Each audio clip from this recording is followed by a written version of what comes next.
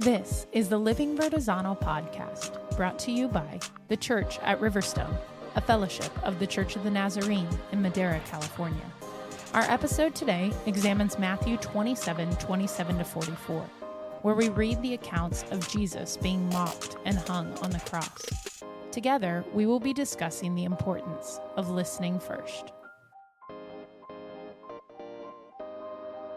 Hi, everybody. I'm Nick. I'm Natasha. I'm Brittany. I'm Derek. And we are the Living Vertizontal podcast, back in full force this week, which we are very excited about to be back together.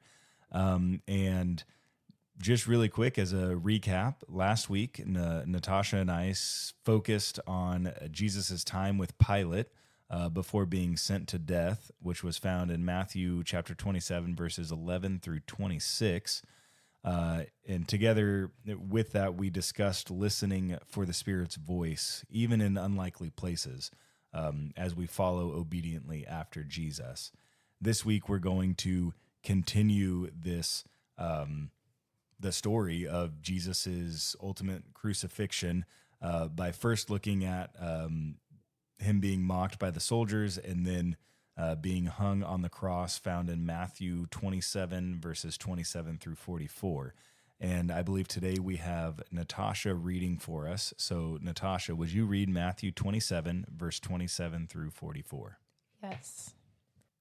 Then the governor's soldiers took Jesus into the praetorium and gathered the whole company of soldiers around him. They stripped him and put a scarlet robe on him, and then twisted together a crown of thorns and set it on his head. They put a staff in his right hand. Then they knelt in front of him and mocked him. "Hail, King of the Jews," they said. They spit on him and took the staff and struck him on the head again and again. After they had mocked him, they took off the robe and put his own clothes back on him. Then they led him away to crucify him. As they were going out, they met a man from Cyrene named Simon, and they forced him to carry the cross. They came to a place called Golgotha, which means the place of the skull. There they offered Jesus wine to drink, mixed with gall, but after tasting it, he refused to drink it. When they had crucified him, they divided up his clothes by casting lots, and sitting down, they kept watch over him there. Above his head they placed a written charge against him. "This is Jesus, the King of the Jews." 2 rebels were crucified with him, one on his right and one on his left. Those who passed by hurled insults at him, shaking their heads and saying, "You who are going to destroy the temple and build it in 3 days, save yourself. Come down from the cross, if you are the Son of God." In the same way, the chief priests, the teachers of the law, and the elders mocked him. "He saved others," they said, "but he can't save himself. He's the King of Israel. Let him come down now from the cross, and we will believe in him. He trusts in God. Let God rescue him now, if he wants him. For he said, 'I am the Son of God.'" In the same way, the rebels who were crucified with him also heaped insults on him. All right. Thank you for reading that for us, Natasha. So let's go ahead and just jump right in. What are you guys seeing? What's standing out to you as you look at this passage? Well, the first thing I had to check on was the word praetorium. And so I'm assuming it's a place based on its context. So, and doing a little bit of research, basically the closest I could come up with was like a barracks, like a military barracks where all the soldiers would have kind of hung around, hung out, I guess. Kind of like the outpost. Yes. The place where they would have been like to go to stay the occupying place for the Romans. Exactly. So as I'm envisioning this place, that helped to give me a little bit of a picture of what this place would have looked like and how many soldiers and all that would have been around. And so, like, as I was studying this, like, that makes a lot of sense because, you know, it said that there would have been at least 600 soldiers there. So that's quite a gathering. People. Quite a gathering for one guy. And so you have all these soldiers and they're there for one man. So they must have been bored with, you know, just this one guy. He's not threatening in any way, hasn't been threatening in any way, at least, you know, not to them physically. And so they almost treated Jesus kind of like a dress-up doll. You know, they dressed him up for who he said he was. They gave him a robe and a crown of thorns and a staff.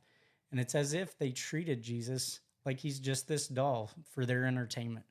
And they're going to mock him and kneel before him and treat him for who he thinks he is. And thinking about that, I just imagine, like, I mean, Jesus has already been through so much in the sense of like false accusations continually coming at him and not standing up for himself. And I feel like it just keeps getting worse and worse in the opposition that he is facing and the humiliation that he is encountering. And his response continues to remain. Like, he's not defending himself. He's not fighting back. He's not responding. And I mean, I would imagine these soldiers were probably doing this in an effort to get a response. I mean, usually when I have children, and when they start being kind of a pest to each other, they're doing it to try to get a response from the person that they're being a pest to. And I would imagine that that's probably what the soldiers were expecting to get out of it, to make it somewhat enjoyable, right? Like, hey, we're going to be mean to this guy and we're going to get a rise out of him and we're going to get a laugh out of it. But Jesus continues to remain consistent, continues to quietly and patiently endure anything and everything that's thrown at him. Yeah, I feel like this is the example of what obedience looks like for us, that we may be mocked, we may be spat upon, and they are beating his head with the crown of thorns, just pressing it down into his head. So, I mean, he's facing all these things, and his resolve is to be obedient to the will of the Father. You know, he doesn't feel the need, or he hasn't heard God telling him to respond. And so his resolve is like quiet obedience in the midst of total opposition. And like the only person that he has to rely on at this point is the Father. That's it. There is no one else there. Everybody else is left. Gone. So he only has the Father. Yeah. So at the kids' table, we talked about how really, if we could sum this up with a modern word, all of the kids agreed that this would be Jesus being bullied. He's being bullied here. And so then as we look at the example of Jesus, and you put yourself in the modern day shoes of this, right? So being bullied, just horribly mean things said about you, done to you. And then yet his response, as you've said, is this resolve to silence. And so, Derek, as I think about what you pointed out about these moments of obedience and where he finds his strength to be obedient, I think when I consider being in this type of a modern day situation, I feel like the only thing that could possibly even help get you through this is God. And is your obedience and your resolve to be obedient to him. Otherwise, I don't think we could withstand this. As a parent, I thought, because we were talking to the kids about this, I'm like, how could I stand that as a parent, to watch my child endure such torment in a modern day picture, but then still wanting them to behave and respond as Jesus would? The only thing that's going to get me through that as the parent, the only thing that's going to get my child through that is this resolve to obey and this resolve to lean into Jesus' strength and all that he can give. I think as we push on from that and move into the next like part of our passage for today, which turns that corner to discuss the actual crucifixion of Jesus. One of the things that really got my attention and came from as a result of an observation of one of the teens, because I had the privilege of sitting at the teen table on Sunday, and one of the teens, pointed out that, or asked, like, who is this guy Simon that helps Jesus, that carries the cross for Jesus. And we talked about that for a little bit, and then talked about this idea of like Jesus, God incarnate, accepted, received help as he was on his way to the cross. And being God, I mean, much like a lot of the mockers point out later on as he's hanging on the cross, like he could easily shoulder the weight of that cross, even having gone through what he went through as God. I don't think that was too heavy for him. And yet you see this picture of Jesus allowing somebody to help him bear his cross. And so in thinking about this idea that you just, that both you and Derek, Natasha, were talking about how like Jesus had nobody, like the one he could turn to was his Father. And that's who he was going to look to as he continued to walk this path of obedience. And that's who he was going to wait on to see how he's to respond and what he is supposed to do going forward. And then you get this moment where an individual is brought in, and instead of Jesus, just acting in supernatural strength and walking, you see him receive I guess for lack of a better term, we talked about this a number of weeks ago, like months ago, receive hospitality from a man named Simon. And so when I thought about this more so, like if Jesus chose not to walk alone in this time of darkness, in this time of suffering, in this time of difficulty that he was encountering, how much more so should we choose not to walk alone when we are going through our times of difficulty, our times of suffering? I know for me, when I was going to say when I have a time like this, I've never had a time like this, but when I'm going through a tough time, that is like a prime moment for me to kind of pull everything, like really internalize everything, try to just, buck up and figure it out myself and not go lean on somebody else or depend on somebody else. But Jesus, again, providing a great example for us to follow, even though he could have, doesn't. Not that he couldn't do it on his own. He doesn't do it on his own. And that's challenging to me. It challenges me to reevaluate how I encounter my own suffering and recognize that just as Christ was willing to suffer with, like we have got to be able to open up and suffer with. Like community is so important to who we are as Christians. And I think that unfortunately as Americans, we have become so individualized and we have allowed that to seep into and speak into who we are as Christians. We have lost sight of this communal piece that is so necessary to who we are as Christians. And so that was just one of the things that really grabbed me as we move into the crucifixion scene. It kind of strikes me as you say that, like Jesus being obedient. When we're obedient, I always feel like God brings somebody along when there's a time of like great need. Like he always delivers somebody. And why wouldn't the Father do that for the Son too? Like when he's in great need, when he's in great distress, when he sees and he knows the heart of the Son. And so he's like, I see where you are. And for me, I mean, I know that there's nothing that says that, but I know the God that I serve. And it doesn't seem out of the realm of possibility for me to think that God saw the weakness that what Christ was enduring and said, I'm going to provide you some help right now. So to me, like, as you say that, like I can very easily see God doing that because that's who he is. That's his nature.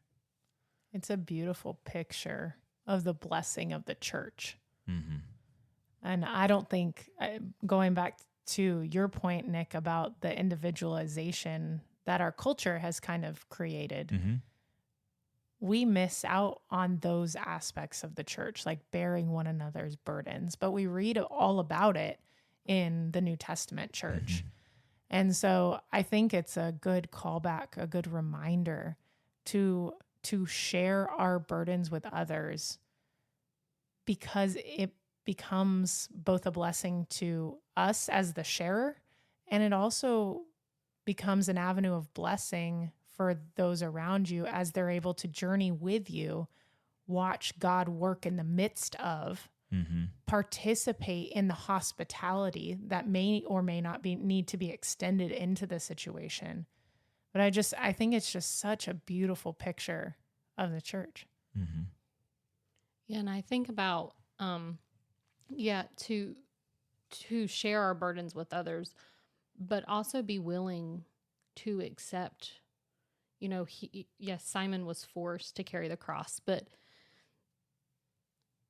there's something when somebody shares hard things and it's uncomfortable.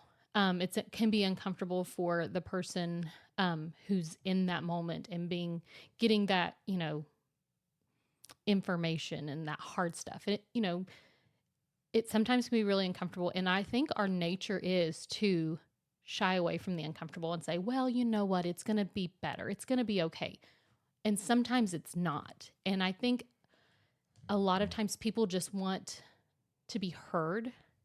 And we really need to think about we need to be cognizant of what the Spirit is telling us to do. And sometimes it's sitting in the uncomfortable and it's listening and not trying to solve the problem, but just listening and being in an uncomfortable position with somebody else that's in an uncomfortable position. Mm-hmm. Yeah, I feel like that's so true, because we often feel like we have to have the fix or the solution or share from our own personal experiences, when so oftentimes those pieces of advice are not necessarily Spirit-led. And so I think, it's important for us to be guided by the Spirit as we enter into those conversations, to know when we should listen only and know when any sort of advice or input is needed at all, when any words really are needed at all. So in my job, I do a lot of intervening when things are bad. When family members have complaints or patients have complaints, I kind of intervene and try to figure out what's going on. And probably 98% of the time, they just want to be heard. They don't want me to fix anything. They don't want me to do anything. They just want to tell somebody. They just want to talk. And sometimes the things that are being discussed are really hard and really uncomfortable. And my reaction is, I'm, as a people pleaser, is that I want to fix it. I want to make this better. But that's not what is needed. Sometimes what is needed is just to listen and to sit in that uncomfortableness. Mm-hmm. All right, so I have one more word I need some clarity on as we continue moving through this passage. Gall. What is gall, Brittany? Like medical professional, help us out here. So when I did a little looking into gall was a bitter anesthetic, is what they kind of think that this is. And there's a couple of theories, but the one that seemed to be pretty more abundant is Jesus didn't drink the wine mixed with gall because when he tasted it, he realized that it was mixed with the aesthetic, and he didn't want to be numbed of his senses, that the anesthetic would numb his senses, and he wanted to be fully awake and fully aware of what was going on. So maybe with that, and maybe speaking to that further, earlier when Derek was saying what he was, I don't even remember the exact word that you said, Derek, but it was about Simon and like that process of Simon helping Jesus bear the cross. And the thought came to my mind that Jesus was refusing to be self-sufficient, right? He's being dependent on his Father, and his Father has sent, seeing him in his time of need, has sent him something to provide. And all of a sudden, it clicked with me. This is the end of his ministry. At the very beginning, before his ministry started, he was taken into the wilderness and tempted to be self-sufficient. 3 different times he was tempted to be self-sufficient, and 3 different times Jesus said, I will not depend on myself. I will depend on my Father and my Father alone. And he will provide for me when he needs to provide for me. He sees me. He is going to take care of me. It is not me that is supposed to take care of myself. And then now, fast forward, you come to the end of his life, the end of his ministry, and you see this bookend. At least in my mind, I'm seeing this bookend where it's almost like he is walking that temptation road again. Right. And he is continuing to say, I refuse to depend on myself and my own ability and my own powers. Like, we have seen Jesus's powers manifested. We know what he's capable of. He knows what he's capable of. And yet he says, my biggest focus is my Father. I will not depend on myself and my own abilities. And you see that played out here. He doesn't depend on himself for his ability to carry the cross. And his Father provides, takes care of him. Then you go down further and you see them offer this anesthetic to numb his pain for what he is going through. And he says, no, like that's it. That begins to be me being self-sufficient, me trying to, suffer through this in my own abilities, because then my pain is numbed and I don't feel it as much. No. That's not what this is about. I'm counting on my Father. I'm not counting on this medication to get me through. And then you go down further and you see this continuous temptation by all of those around him. It says that they're hurling insults, but these insults are couched in temptation. Right. Come down from the cross. Yeah. Right. And so hold on. There was one specifically. Oh, right here. Yeah. Come down from the cross if you are the Son of God. That sounds an awful lot like the temptations that Satan spoke, the tempter spoke into him in the wilderness. Since you are the Son of God, turn this rock into bread. And so it's almost like he is getting that again here in a moment where I would assume it's a moment of weakness. Not necessarily that he is going to give up weakness, but I mean, there's been a lot that's gone on in his physical body. He's got to be weak. Anybody would be weak in this situation. And so he is in this weakened state. And even in this weakened state, as these temptations are coming at him of, come down from the cross, since you are the Son of God, that Jesus is I know I'm the Son of God. I know this. But coming down from the cross, that's not what the Son of God does. The Son is obedient to the Father. And we already talked about this in the garden. We already worked through this together. And I know that this is obedience. Right. And so I am not going to count on myself. I'm not going to depend on myself. I'm not going to rescue myself, even though I could do all those things, because my life is about the Father.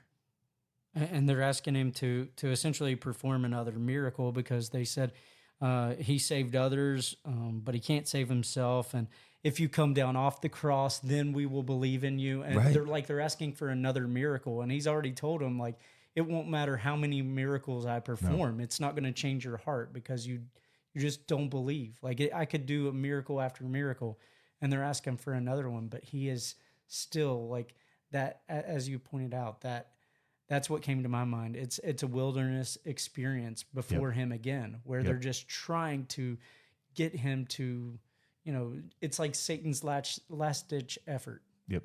I couldn't do it at the beginning, and maybe I can do it right before the end. I'm going to try one more time. I'm going to invalidate everything he's done to this point.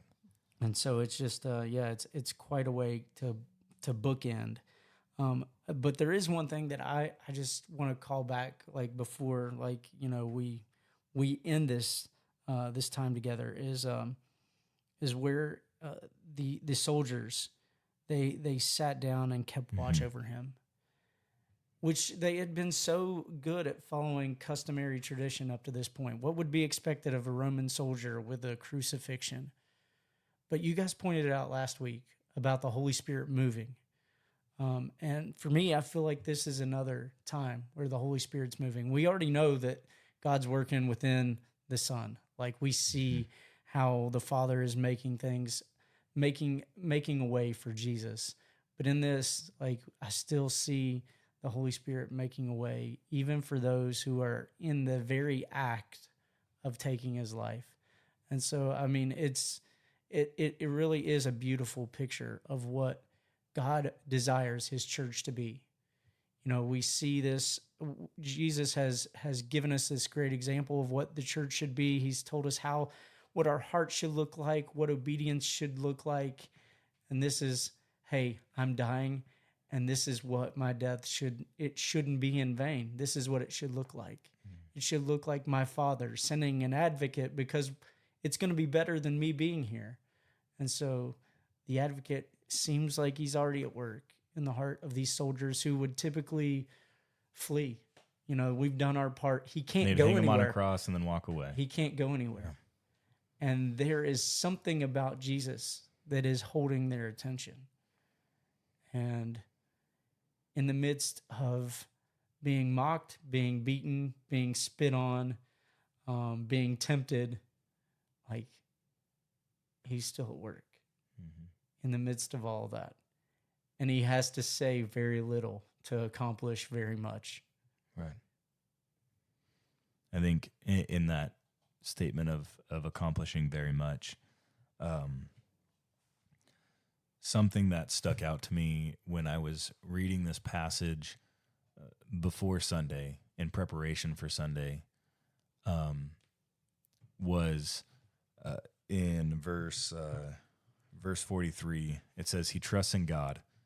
Let God rescue him now if he wants him. And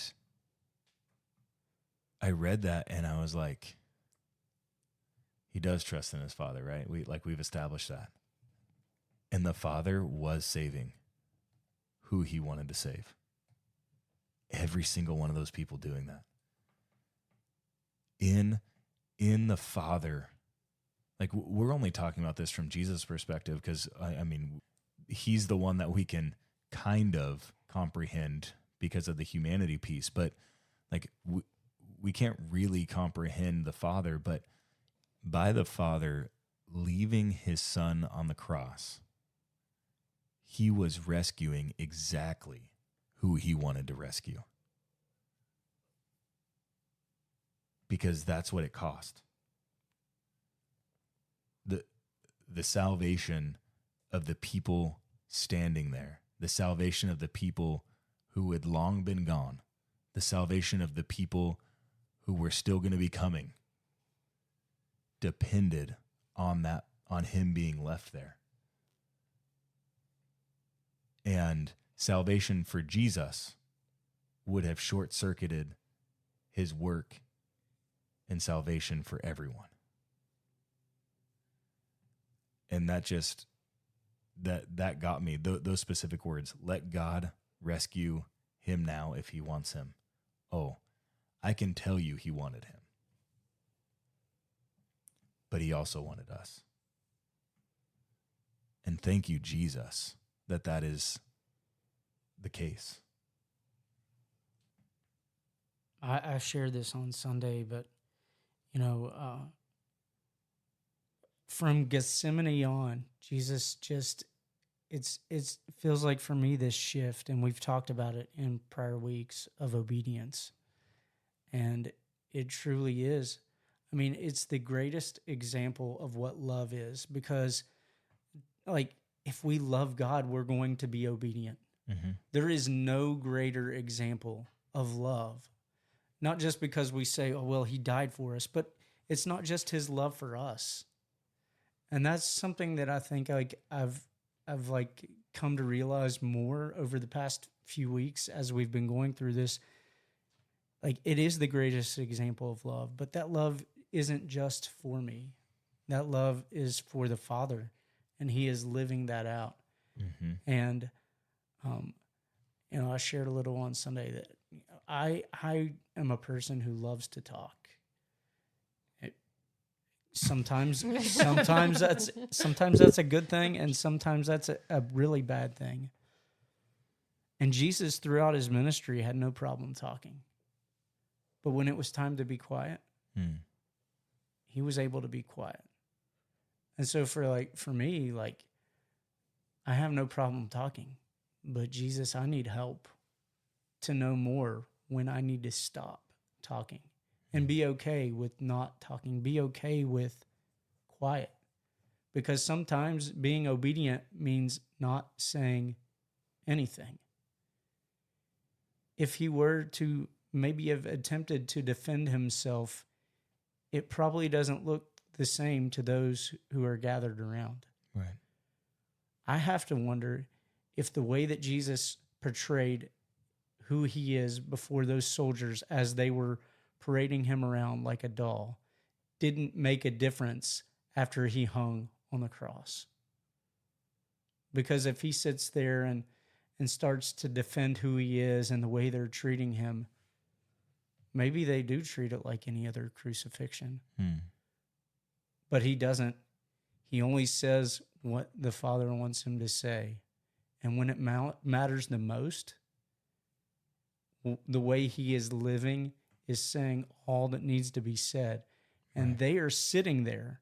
And for me, I feel like there must have been some expectation. You don't just sit there if you're not expecting something to happen. Like, he can't go anywhere. He can't do anything. At least not from a physical perspective. Not unless he is exactly who Right. he's accused of being. So, not saying anything must have made a huge impact.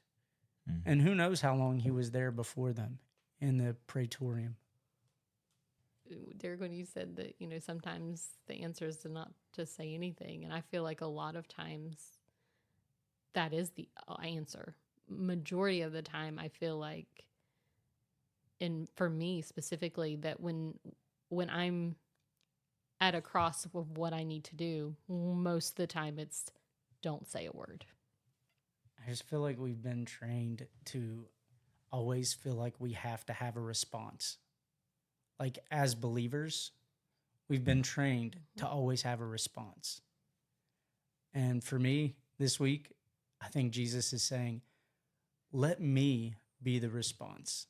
We sang on Sunday, "This Little Light of Mine." Sometimes we just have to let the light shine.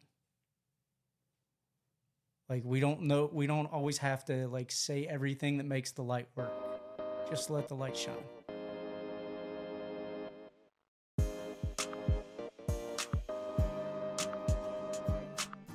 Be sure to follow the Living Vertizontal podcast to stay current on all our new releases. To learn more about the Church at Riverstone, visit us at thechurchatriverstone.org.